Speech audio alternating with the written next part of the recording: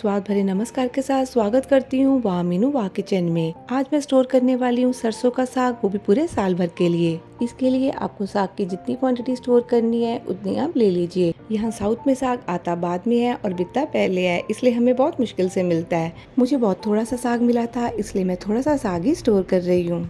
सरसों का साग स्टोर करने के लिए बिल्कुल फ्रेश होना चाहिए और जिस दिन आप मार्केट से लेके आते हैं उसी दिन इसे स्टोर कर लीजिए। नॉर्थ में जो सरसों का साग मिलता है उसके डंठल बहुत मोटे होते हैं, जिन्हें पील करना बहुत जरूरी होता है। यहाँ साउथ में जो साग मिलता है उसके डंठल बहुत पतले होते हैं। मोटे वाले डंठल को मैंने पील कर लिया है और पतले वाले डंठल को मैंने ऐसे ही कट कर लिया है। सरसों के डंठल यानी कि स्टेम्स को छीलना बहुत जरूरी है, वरना ये पकने में बहुत टाइम लेंगे और पकने के बाद भी ये अच्छे से घोटने में नहीं आएंगे। इसके साथ ही अगर सरसों के पत्तों में येलो वाले सरसों के फूल हैं, उन्हें भी निकाल दीजिए, उन्हें भी हम यूज नहीं करेंगे।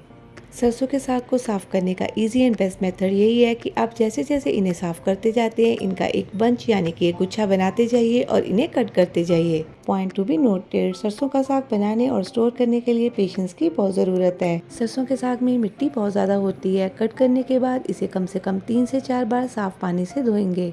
मैंने सरसों को 4 बार साफ पानी से धो लिया है। अभी हम इसे पकाएंगे। सरसों के पत्तों को मैंने कुकर में ट्रांसफर करके 1/4 कप पानी ऐड कर दिया है। अभी कुकर ऊपर तक भरा हुआ है, इसलिए लिड नहीं लगेगा। इसलिए जैसे कि आप वीडियो में देख सकते हैं, कुकर को प्लेट के साथ ढक देंगे। गैस का फ्लेम मीडियम हाई रखेंगे और 5 मिनट के लिए पत्तों को पका लेंगे, जिससे कि पत्ते श्रिंक हो जाएंगे और नीचे आ जाएंगे। आप देख सकते हैं पत्ते नीचे आ गए हैं। अभी हम कुकर का लिड लगा देंगे। हाई फ्लेम पर एक विसल दिलवा लेंगे। एक विसल आने पर गैस का फ्लेम लो कर देंगे और लो हीट पर आधे से 1 घंटे के लिए पत्तों को पका लेंगे। स्टार्टिंग में आधे घंटे के बाद गैस का फ्लेम बंद करके विसल निकाल के एक बार पानी चेक कर लेंगे। अगर पत्तों में पानी नहीं होगा तो पत्ते जल जाएंगे। अगर पानी खत्म है तो थोड़ा सा पानी और ऐड कर लेंगे। मैंने सरसों के पत्तों को लो फ्लेम पर पूरा 1 घंटा 15 मिनट के लिए पकाया है और आप देख सकते हैं पत्ते सॉफ्ट हो गए हैं और हाथ से मैश हो रहे हैं। पत्तों को रूम टेम्परेचर पर पूरी तरह से ठंडा कर लेंगे और एक एयर टाइट कंटेनर में स्टोर कर लेंगे। साग वाले कंटेनर को रख देंगे डीप फ्रीजर में। ये 1 साल भर तक खराब नहीं होता। पॉइंट टू बी नोटेड, साग स्टोर करने के लिए मैंने किसी तरह के नमक मिर्च मसाले यूज नहीं किए। ये इस तरीके से साल भर चलेगा और खराब नहीं होगा। फ्रोजन साग को किस तरीके से पकाना है इसकी वीडियो ऑलरेडी मेरे चैनल पे अपलोडेड है, जिसका लिंक मैं डिस्क्रिप्शन में शेयर कर दूंगी।